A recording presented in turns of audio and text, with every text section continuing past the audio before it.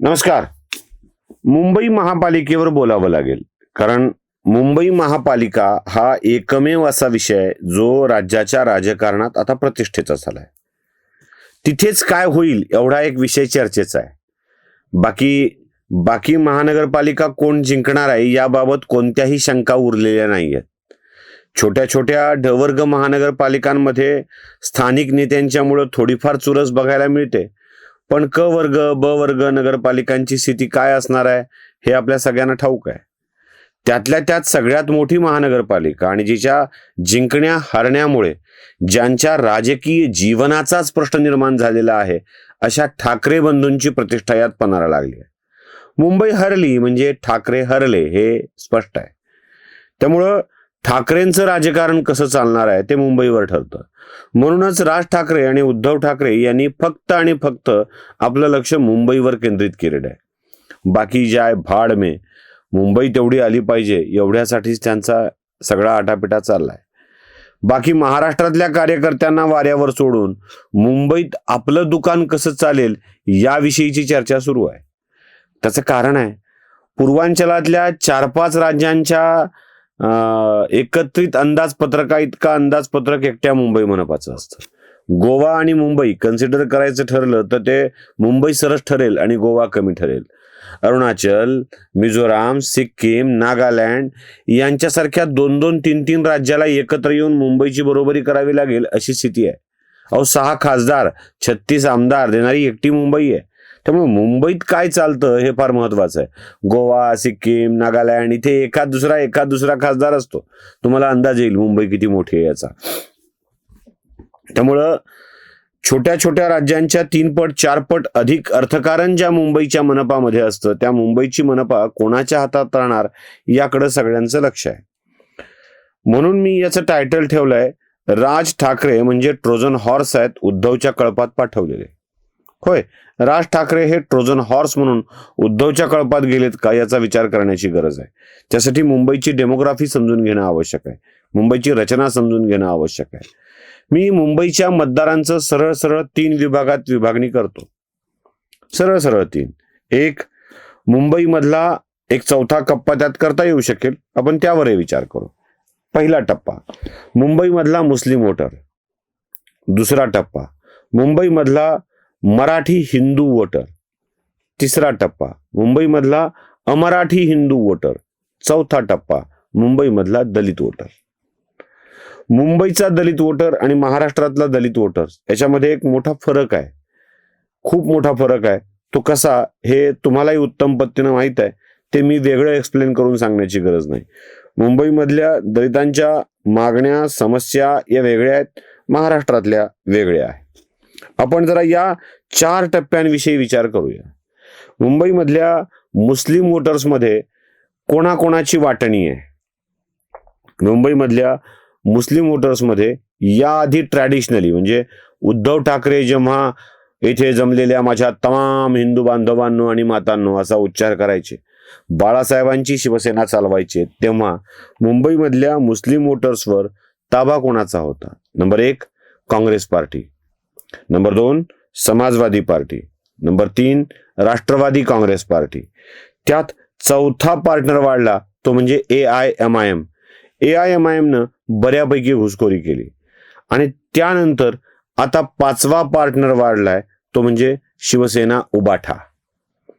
म्हणजे मुस्लिम मतांमध्ये होणारी विभागणी ही 5 पक्षांच्या मध्ये होणार आहे.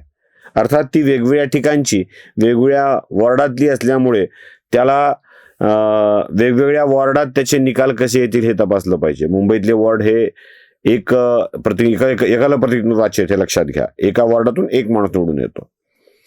म्हणजे आधी 4 जणात होणारी विभागणी आता 5 जणांमध्ये, आधी 3 पुन्हा 4 पुन्हा 5 अशी 5 जणांमध्ये ती विभागणी होऊ लागलेली आहे. आणि या विभागणीचा फायदा नुकसान थेट कोणाला होणार आहे आपल्याला वेगळं सांगण्याची गरज नाही. जेव्हा महाविकास आघाडी स्थापन झाली तेव्हा मुंबईतलाच हा मुस्लिम वोटर उद्धव ठाकरेंच्याकडे वळाला होता. आणि या मुस्लिम वोटर्समुळेच दक्षिण मुंबई किंवा अन्य ठिकाणावरून किंवा उज्ज्वल निकमांचा झालेला पराभव या सगळ्या गोष्टी तपासल्या तुमच्या लक्षात येईल की मुस्लिम वोटर्स हा उद्धव ठाकरेंच्याकडे वळला होता. म्हणजे काँग्रेस, राष्ट्रवादी काँग्रेस, AIMIMचा ट्रॅडिशनल वोटर्स उद्धव ठाकरेंच्याकडे गेला होता. म्हणून मुंबईच्या लोकसभा निवडणुकीमध्ये उद्धव ठाकरेंना मोठं यश मिळालं होतं. उद्धव ठाकरे हे त्यात पार्टनर बनून आले आणि उद्धव ठाकरेंसोबत पार्टनर बनून गेले ते राज ठाकरे. क्लिअर? म्हणजे आता राज ठाकरे 4-2 मुस्लिम मतं उद्धव ठाकरेंच्याकडून घेतील आणि या सगळ्यांमध्ये ती वाटणी करायला लागतील. आत्ताच्या घडीला मुंबईमध्ये 31 मुस्लिम नगरसेवक निवडून आलेले आहेत. थोडाफार फरक झाला तर ही संख्या 40 पर्यंत जाऊ शकेल. 40 पर्यंत संख्या आणि वाटणी 5 जणांच्या मध्ये, म्हणजे एकाच्या वाट्याला 7 ते 8 एवढी संख्या येईल. तेही ट्रॅडिशनली झालं तर मतदान. विभागणी झाली तर काय फरक पडेल? म्हणजे काँग्रेस, राष्ट्रवादी काँग्रेस एकत्र आले, उद्धव वेगळे लढले, AIMIM, वंचित बहुजन आघाडी वेगळे लढले, तर काय स्थिती होईल याचा तुम्हाला अंदाज आहे. आता जाऊया हिंदू मराठी वोटर्सकडे. मी नुसत्या मराठी नाही, हिंदू मराठी वोटर्सकडे जाऊया. हिंदू मराठी वोटर्समध्ये आतापर्यंत सगळ्यात मोठा वाटा होता तो शिवसेनेचा. ही शिवसेना दुभंगली. उद्धव ठाकरेंची वेगळी झाली, एकनाथ शिंदेची वेगळी झाली. त्यामुळे याच्यामध्ये मराठी हिंदू वोटर्स हा शिवसेनेच्या मध्येच दुभंगल्या गेला. याच्यामध्ये तिसरा हिस्सा घेतो तो भारतीय जनता पार्टी. भारतीय जनता पार्टी, शिवसेनेचे 2 गट आणि आता राज ठाकरे सुद्धा शिवसेनेचा मोठा गट, ते शिवसेनेचा एक मोठा वाटा ते घेत होते. म्हणजे राज ठाकरेंची मुस्लिम मतं, उद्धव ठाकरेंची मुस्लिम मतं उद्धव ठाकरेंच्या पासून दुरावतील आणि राज ठाकरे मराठी मतांच्या मध्ये आपला हिस्सा सांगू लागतील. राज ठाकरे ती मराठी मतं उद्धव पासून दूर करतील. अल्टिमेटली नुकसान कोणाचं आहे? उद्धव ठाकरेंचं. या मराठी वोटर्सला घेऊन राज ठाकरेंनी निघून जावं हा साधा सरळ गणित आहे.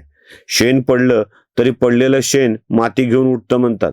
हे ग्रामीण महाराष्ट्रातल्या लोकांना कळेल. मुंबईतल्या लोकांना मातीच बघायला मिळत नाही आणि शेण भैयाच्या गोठ्यात बघायला मिळतं. त्यामुळं काय होतं हे माहित नाही. भैया अच्छी तरह से बता पाएंगे की गोबर गिरने के बाद गोबर के साथ मिट्टी कैसी आती है. ट्रोजन हॉर्सचा मुद्दा येतो तो इथेच येतो. इथंच राज ठाकरे या सगळ्या मतांना बाजूला करतील आणि ही मराठी वोटर्स उद्धवच्या सोबत, राज सोबत जायला लागतील. राहिला प्रश्न हिंदू अमराठी वोटर्सचा. हिंदू अमराठी म्हणजे परप्रांतीय वोटर्सच्या मध्ये उत्तरेतून आलेल्या यादवांच्या बाबत एक वेगळा निकष आहे. सगळे यादव हे परंपरागतरित्या काँग्रेसला मतदान करतात. ते सोडलं तर बाकी सगळं मतदान हे भारतीय जनता पक्षाला पडतं. आणि आता राज ठाकरे उद्धव ठाकरेंच्या सोबत गेल्यामुळे राज ठाकरेंचा परप्रांतीयाविषयीचा दृष्टिकोन हा सगळ्यात महत्वाचा आहे. परवा मुंबईहून येता येता एका हिंदू उत्तर भारतीय झारखंडच्या टॅक्सीवाल्यासोबत मी येत होतो. त्यांनी फार छान वाक्य मला बोललं होतं. तो म्हणाला, साहब मुझसे कोई लेना देना नहीं होता है.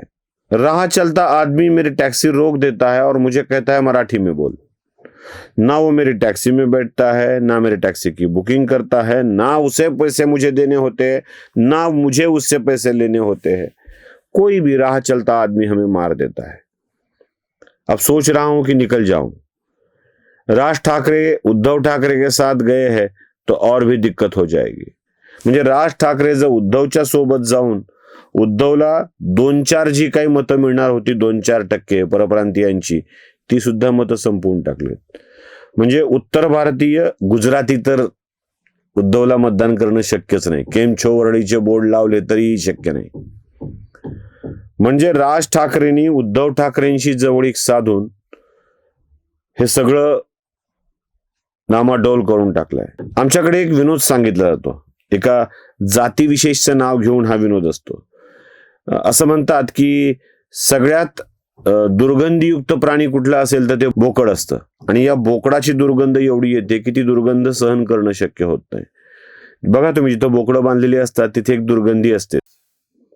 मग सर्वात चांगला कोण, जो बोकडाची दुर्गंधी सहन करू शकेल, जो बोकडांचा मालक होऊ शकेल, हे करण्यासाठी एक स्पर्धा ठेवली जाते. एका बंद खोलीत, खिडकी बंद, काचा बंद, सगळं बंद, दार बंद, त्यात बोकड ठेवलं जातं आणि त्या बोकडाची दुर्गंधी त्या खोलीत भरली की एकेकाने आत जावं आणि आत थांबावं. बोकडासोबत किती वेळ थांबता यावर तुमची सहनशक्ती ठरवली जाते आणि बोकडांची संपत्ती सगळी त्या माणसाला दान करायचं ठरलेलं असतं. तेवढ्यात एक एक माणूस आत जायला लागतो. कोणी 2 मिनिटात बाहेर येतं, कोणी 5 मिनिटात बाहेर येतं, कोणी अर्ध्या तासामध्ये बाहेर येतं. अनेकांची स्पर्धा लागते. 30-30, 35-35 मिनिटापर्यंत थांबणारी माणसं असतात. आणि त्यात एक दाढीवाला, जटा वाढलेला एक माणूस आत पाठवला जातो. केस वाढलेला, जटा नाही, केस वाढलेला, दाढीवाला, कळकट कपडे असलेला असा एक माणूस आत पाठवला जातो. आणि अर्ध्या मिनिटाच्या आत तो माणूस आत गेल्याबरोबर बोकड बाहेर येतं. म्हणजे या माणसाची दुर्गंधी एवढी असते की बोकडच बाहेर येऊन जातो. म्हणजे हे बोकडापेक्षा घाण आहे. तसं आदमी अंदर बोकड बाहेर अशी स्थिती राज ठाकरेंच्या, उद्धव ठाकरेंच्या सोबत जाण्यामुळे होणार आहे. जो काही परप्रांतीय वोटर्स, हिंदू वोटर्स, हिंदू म्हणून उद्धव ठाकरेंना मतदान करू शकला असता तो सगळाच्या सगळा उद्धव ठाकरेंच्या पासून दूर सरकणार आहे. कारण राज ठाकरेंनी परप्रांतीयांना दिलेलं वर्तन, दिलेली वागणूक, मारा, हाणा, वॉचमन ठोका, सेल्समन ठोका या सगळ्या कारणांमुळं. आणि दलित मतांच्या विषयात ट्रॅडिशनली महाराष्ट्रामध्ये जे काही केलं जातं ते गणित 4थ्या प्रकारात मुंबईत चालत नाही. तिथलं गणित वेगळं आहे. तिथे सत्तेचा वाटा मिळाला की काम संपलं. कारण तिथल्या दलितांच्या, मागासवर्गीयांच्या मागण्या या सत्तेतल्या वाट्याच्या आहेत. तो मिळाला की आपोआप त्यांचा विकास होऊ लागतो आणि तो वाटा त्यांना मिळावा असं अपेक्षित आहे. त्यामुळे जो पक्ष जास्तीत जास्त वाटा देईल त्यांच्यासोबत ते राहत असतात. म्हणून प्रकाश आंबेडकर म्हणतात आम्ही दाखवून देऊ काँग्रेसला काय ते. आणि तिथे नेमकं त्या धारावीच्या प्रकरणामध्ये चुकीची भूमिका घेऊन काँग्रेसनं आपला वाटा ऑलरेडी गमावलेला आहे. आता हाच वाटा उद्धव ठाकरे सुद्धा गमावत आहेत आणि राज ठाकरे सोबत गेले की काम संपलं. त्यामुळं आपल्या गोटात राज ठाकरेंना घेऊन त्यांच्या पोटातले शत्रू बाहेर येतील आणि उद्धव ठाकरेंचाच खात्मा करतील अशी स्थिती मुंबई मनपात आहे. त्यामुळं राज नावाचा ट्रोजन हॉर्स आत घेऊन उद्धवनी आपलं नुकसान करून घेतलंय हेच खरं आहे. नमस्कार. धर्म जागृतीचा विधायक बुरुज